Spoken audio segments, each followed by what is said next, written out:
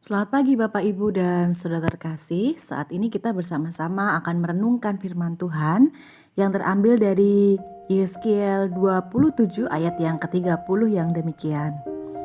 Ratapan kuat, teriakan pahit diperdengarkan terhadapmu. Taruh abu di atas kepala, berguling-guling dalam debu. Demikian firman Tuhan. Berbahagia kita yang mendengarkan firman Tuhan dan melaksanakan dalam kehidupan sehari-hari. Amin. Bapak Ibu terkasih, dalam kehidupan sehari-hari saya masih sering kali mendengar penilaian bahwa mereka yang menangis itu adalah orang-orang yang lemah. Terlebih Bapak Ibu, bila yang menangis itu adalah seorang laki-laki. Jadi laki-laki selalu diidentikan dengan ketegaran, sehingga bila ada seorang laki-laki yang menangis, lalu sering kali disebut mereka ini sebagai orang yang lemah atau cengeng. Nah, padahal Bapak Ibu terkasih, menangis juga adalah ungkapan emosi, sama seperti tertawa dan bahagia.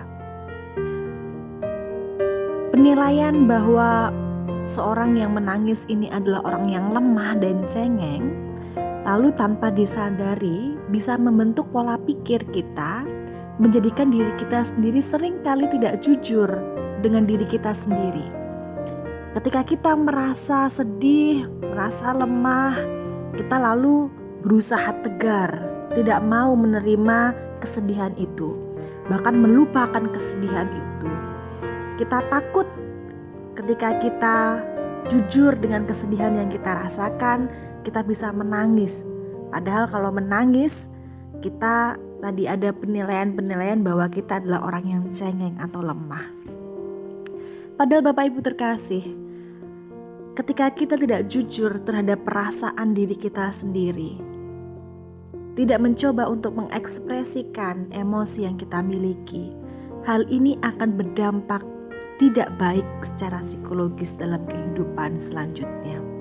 Akan ada hal yang tidak sehat yang bisa kita terima ketika kita tidak berusaha untuk jujur terhadap emosi yang kita rasakan dan tidak mau untuk meluapkan apa yang kita rasakan. Bapak Ibu, ayat ini memperlihatkan tradisi perkabungan yang dilakukan oleh orang-orang Israel dalam Perjanjian Lama. Mereka meratap atau berkabung atas peristiwa sedih yang mereka alami. Mereka berkabung dengan cara menangis dengan sangat keras, lalu mengoyakkan pakaian mereka, menguraikan rambut, memukul-mukul dada, berguling-guling dalam debu, menaruh abu di atas kepala, dan lain sebagainya. Bahkan biasanya tangisan perkabungan dan mengenakan pakaian karung ini mungkin terjadi selama 7 hari. Tradisi ini adalah hal yang sangat biasa Bapak Ibu di Timur Tengah dan terdapat juga di dalam Perjanjian Baru. Nah, namun tradisi ini mungkin tidak lagi dilakukan oleh Yesus, meskipun masih ada dalam masyarakatnya. Tetapi Yesus tidak terlalu mementingkan perkabungan yang penuh dengan kegaduhan seperti adat ini. Ia atau Yesus memang tetap meratap atau berkabung, tapi ia berkabung dengan cara menangis dalam kesendiriannya di dekat kuburan orang yang ia kasihi seperti Lazarus. Dari sini kita bisa melihat bahwa mengekspresikan kesedihan menjadi hal yang sangat wajar. Bahkan Yesus pun tidak sungkan mengekspresikan kesedihannya ketika orang yang ia kasihi atau Lazarus meninggal. Meski memang ekspresi kesedihan yang dilakukan oleh Yesus tidak segaduh apa yang dilakukan oleh orang-orang Israel dalam Perjanjian Lama. Bapak Ibu mengakui kerapuhan hati kita saat sedang bersedih dan berani untuk mengekspresikannya melalui mungkin tangisan atau tulisan atau cerita kepada orang lain adalah hal yang sangat wajar dan penting untuk kita lakukan. Ekspresi kesedihan melalui tangisan, tulisan, cerita, dan lain sebagainya sering disebut sebagai kartasis diri.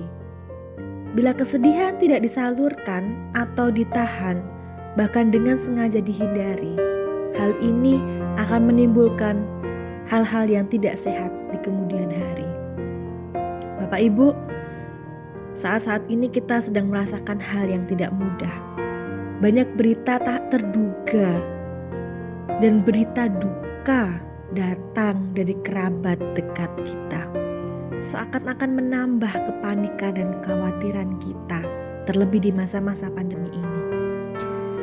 Maka dalam masa-masa semacam ini, ketika kita merasakan kesedihan sebab kerabat kita kehilangan orang-orang yang dikasihinya, demikian pula kita merasakan sendiri. Maka mari Bapak Ibu, kita mengakui kerapuhan dan kesedihan yang kita rasakan. Demikian mari kita temani saudara kita yang sedang rapuh. Berikan kesempatan diri kita sendiri atau orang lain untuk berkatarsis melalui tangisannya, melalui tulisan atau cerita-ceritanya. Jangan kita pernah ragu untuk mengekspresikan kesedihan kita. Demikian pula, mari kita temani teman-teman kita yang sedang berduka, bersedih, menangis, bercerita.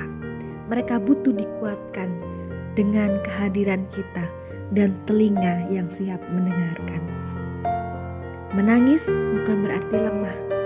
Menangis adalah bentuk ekspresi emosi sebagaimana tawa dan canda yang juga kita lakukan. Namun perlu kita sadari, sebagaimana Yesus yang tidak hanya menangis, namun di balik tangisannya, ia memasrahkan semua yang terjadi kepada Bapa. Sehingga dalam tangis dan kesedihannya, ia tetap memiliki kekuatan untuk melanjutkan kehidupan dan memiliki kekuatan untuk menghibur orang-orang lain yang bersedih.